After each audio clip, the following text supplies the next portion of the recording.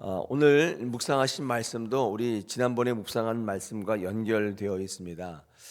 우리가 신앙생활할 때 가장 큰 오해가 뭐냐면요, 우리의 믿음이 굉장히 신비한 것이어서 믿음을 신비라고 보시는 분들이 있어요. 그래서 아무것도 안 해도 믿음이 생긴다는 그런 생각을 가지세요. 그러나 이 믿음이라는 것은 하나님이 주시는 선물이 틀림없는데, 그 선물이 임하는 통로가 어떻게 되느냐 하면 예배하고 알아가고 체험하고 우리 신앙 삶 속에서 하나님께서 우리에게 허락하신 이 삶의 자리를 통해서 내 삶을 드리고 내 시간을 드리고 내 물질을 드리는 여러분의 헌신과 여러분의 희생과 여러분이 하나님을 향한 그 마음 속에 임하시는 거예요. 그러니까 주님이 주시는 게 틀림이 없지만 그 믿음은 이런 여러분의 열심과 헌신이 있으셔야 돼요. 결론적으로 말하면 하나님을 알아가고자 하나님을 믿고자 하는 하나님 말씀을 믿고자 하는 여러분의 열정과 열이, 이런 것들이 없는데 하나님께서 전권적으로 생각도 없고 바람도 없는 그들에게 그 믿음, 구원에 이르게 하는 믿음을 주시는가의 문제인데 그렇지는 않은 것 같습니다. 적어도 여러분이 그런 말씀을 알고자 하는 열정과 열의와 희생과 헌신이 여러분 삶 속에 드러나야 돼요. 이게 굉장히 중요한 사건인데, 여러분 그런 것의 가장 총체적인 게 뭐냐?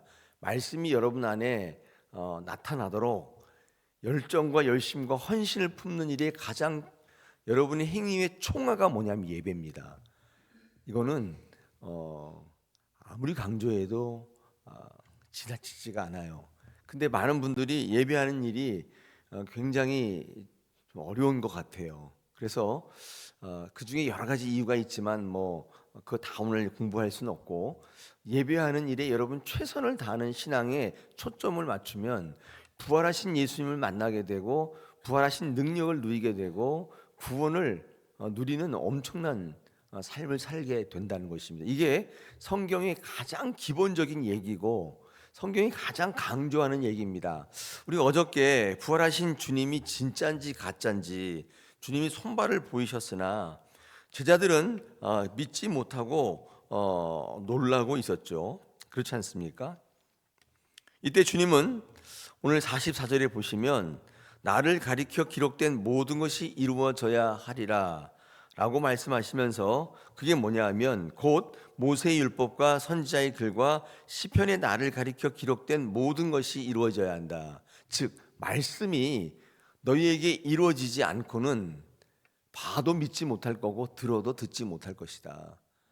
그러니까 부활한 예수 그리스도가 우리 신앙의 가장 중요한 핵심인데, 이거를 보고도 믿지 못해서 벌벌벌 떨고 있는 그들에게 주님이 뭐라고 말씀하셨냐면 이 말씀을 이야기하신 거예요.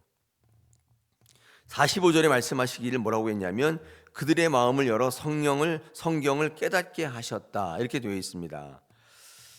이 말씀이 무슨 말이냐면 예수님은 제자들의 지적 영적 눈을 열어주셔서 이전에 깨닫지 못했던 성경의 의미, 곧 자신의 죽음과 부활이 성경의 예언대로 이루어진 것이란 사실을 믿게 해주셨다는 것입니다.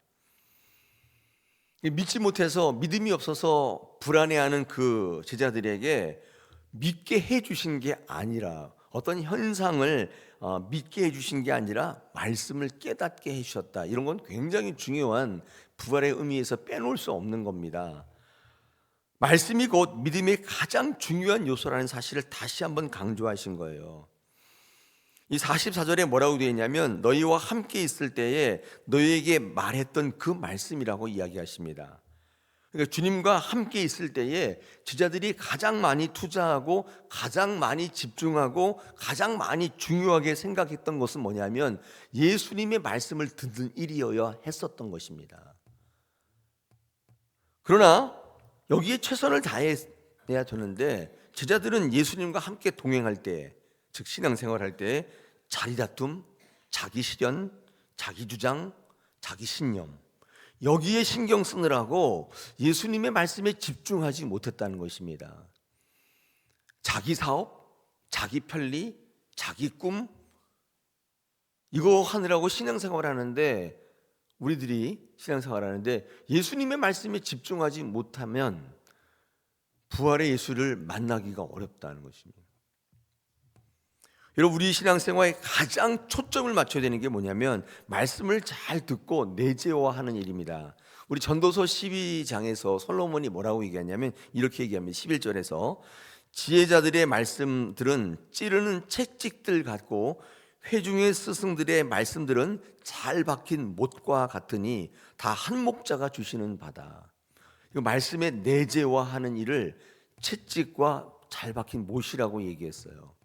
말씀이 안에 계속 걸려야 되고 다른 길로 갈 때 채찍을 통해서 방향을 제시해 주는 이 말씀이 없으면 하나님의 능력으로부터 연관이 없다, 그런 것이죠. 여러분, 예수님께서 부활하신 예수님을 앞에 놓고도 이게 긴가민가 불안해서 덜덜 떨고 있는 제자들에게 강조하신 게 뭐냐? 말씀이죠. 여러분, 그 다음에 예수님께서 그것을 이제 깨닫게, 그들이 스스로 깨닫지 못하기 때문에 그들을 이제 깨닫게 하시는데, 왜 그들이 깨닫지 못하냐 하면 제자들은 오랫동안 주님과 함께 지내면서 가르침을 들었고 말씀을 들었는데 이 십자가의 죽음과 부활이 예수 그리스도의 사명이라는 사실을 받아들이지를 못했습니다. 왜냐하면 그들이 기대했던 구원 사상이 예수님의 구원과 달랐기 때문이에요. 즉 예수님과 다른 그들의 바램과 기대와 신념과 그들의 기도의 제목이 예수님의 말씀을 듣지 못하게 하는 장애물이 된 거예요. 예수님이 계시는데 예수님이 말씀하시는 말을 알지 못하고 예수님은 그냥 걷다 세워놓고 자기의 다른 바램과 신념을 가지고 예수님을 바라보는 거예요. 그렇게 열심히 했단 말이에요. 그러니까 그게 방향이 완전히 틀어진 거예요. 그들은 깨닫지 못했어요. 예수님의 말씀을 들을 때마다 뭔가 이상했어요. 뭔가 만족이 없는 거예요. 여러분, 이런 제자들에게 성경 말씀을 깨닫게 하셨다는데, 여러분, 이것은 단지 어떤 지식을 전달하는 것이 아니라 성령의 조명하심으로 그들의 영적인 눈을 뜨게 하셨다는 것입니다. 오늘 그래서 우리 45절에 그들의 마음을 열어서 성경을 깨닫게 하셨다는 것은 성령을 주셔서 성령의 조명하심으로 그들이 말씀을 깨닫게 하셨다는 것입니다. 즉 부활하신 예수님을 누리는 것은 말씀의 능력을 강조하신 이후에 그것을 가능케 하시는 것이 성령의 능력이라는 것을 다시 한번 역설하신 거예요. 이거는 오늘 처음 나온 말이 아닙니다. 요한복음에 보면 너희가 예배할 때 뭐로 하라고요?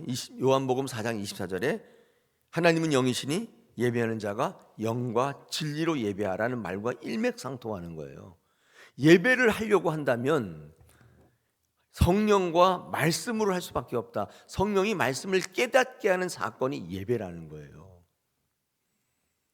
우리의 바램과 우리의 신념을 가지고 열심히 기도하고 울부짖는 게 예배가 아니라 성령께서 그 말씀을 깨닫게 하셔서 예수님이 우리를 구원하시려고 하는 그 사상이 무엇인지를 보게 하셔서 그와 일치되게 만드는 사건이 예배인 거예요.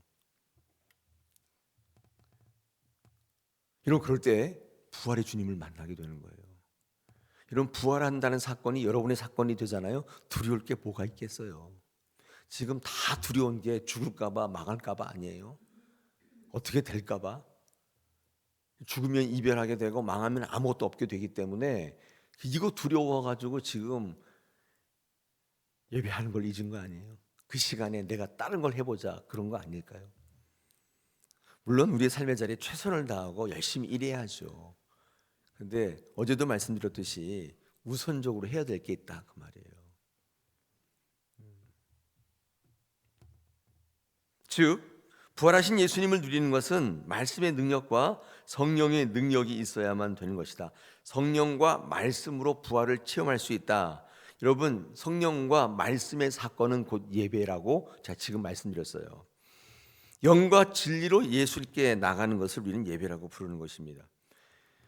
제자들은 성령의 능력으로 비로소 그들이 성경 전체에서 예수님이 어떻게 예언되었고 그 예언이 어떻게 성취되었는가를 비로소 깨닫게 된 것입니다. 부활을 경험하고 누리는 사건은 그래서 성령의 사건인 거예요. 말씀의 사건인 거예요. 그러므로 예배하는 자들이 누리는 사건이 성령의 사건, 부활의 사건인 거예요.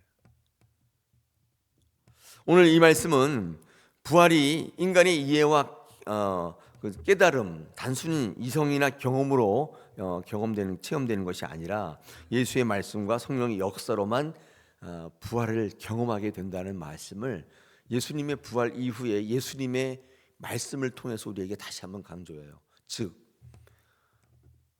예배하기를 두려워하시고 예배하기를 주저하시고 말씀 알아가는 것을 별 의미를 두지 않는 많은 분들이 부활 없는 신앙을 하는데 이게 참 얼마나 허망한가 그 말이에요. 우리 새벽 예배 나오시는 분들과 우리가 말씀을 나눌 때 여러분들은 매일 말씀을 듣고 내재하기 때문에 다르지만 우리 주변에 있는 많은 신앙의 대부분의 분들을 한번 옆에 보세요. 그들이 정말 부활해야 예수님을 만날 수 있을까?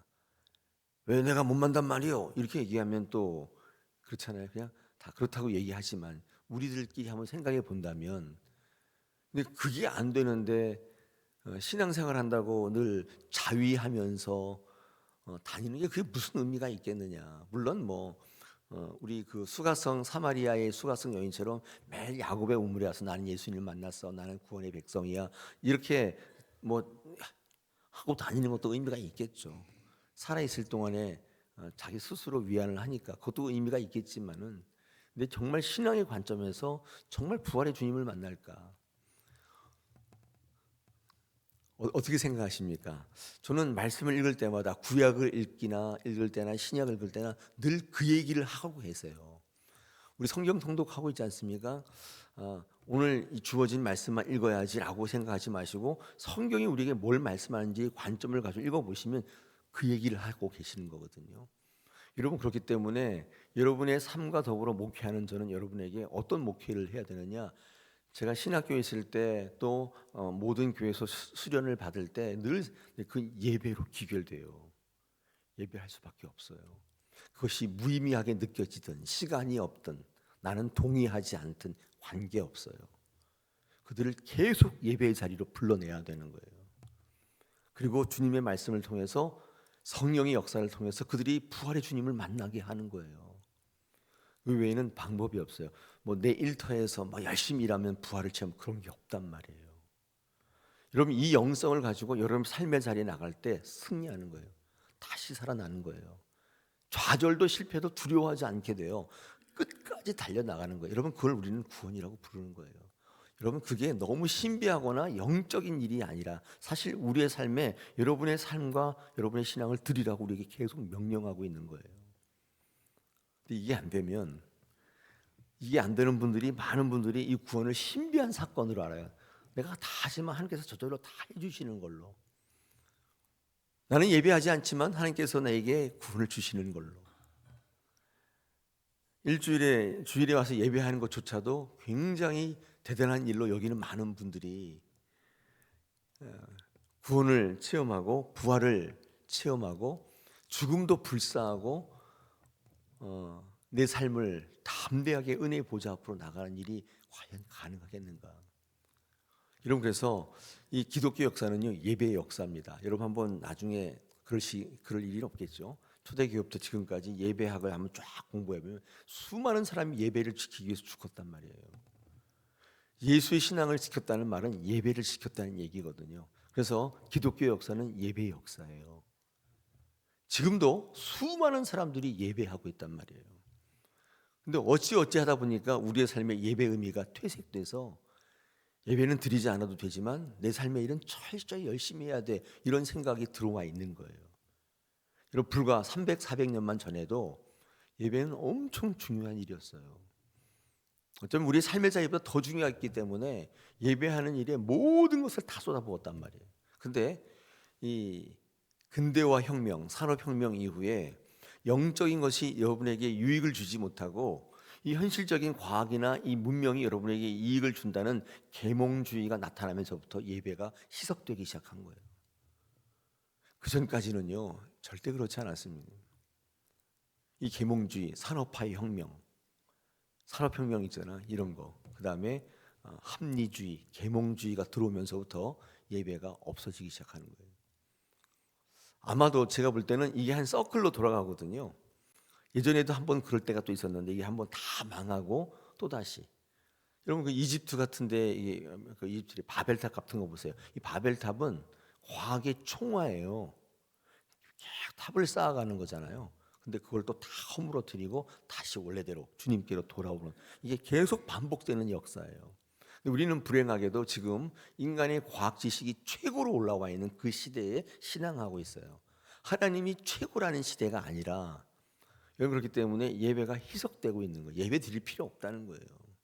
일주일에 한 번만 드리면 되지 뭘 또 예배를 또 드리냐는 거예요. 근데 그렇지 않았단 말이에요. 기독교 역사를 공부해 보면 이게 계속 주기로 돌아가고 있어요. 우리는 지금 그 시대에 있습니다. 이런 시대가 또 있었어요. 사무엘 시대에는 말씀이 희귀해서 이상의 수인이 보이지 않던 시대가 있었단 말이에요. 이런 그 한 절이 뭘 의미하냐면 예배를 경홀히 여기는, 제사하지 않는 시대, 하나님 같은 거 바라보지 않는 시대가 또 있었어요. 사무엘이 그때 선지자였단 말이에요. 우리는 지금 이런 시대에 살고 있지만 우리의 신앙의 기준, 우리의 목표는 말씀, 이거지, 예배하는 것입니다. 저는 그래서 복음주의자, 예배론자고 여러분에게 소개하는 이유가 있습니다. 그것만이 제가 여러분에게 줄 수 있는 최고의 거예요. 이 믿음을, 신앙을 신비하게 여기시는 많은 분들이 예배하지 않고 기적의 현장을 쫓아다니잖아요. 궁극적으로 우리의 구원이 거기에 있지 않다. 성경은 우리에게 계속 강조하고 있습니다. 이제 누가복음 내일이면 끝날 건데, 그래서 다음부터는 이제 역대기를 공부할 건데요. 한번 이렇게 흐름을 보면 이게 이렇게 연결되는구나 알 수 있습니다. 새벽 예배 나오신 여러분 잘 나오시는 것입니다. 짧은 시간이지만 아침에 첫 시간을 드리고 말씀으로 잘 박힌 모처럼 여러분이 내재화시키시면 이게 예수를 알아보는 능력이 되고 구원을 이루는 믿음의 초석이 되는 것입니다. 그때 승리하는 거예요.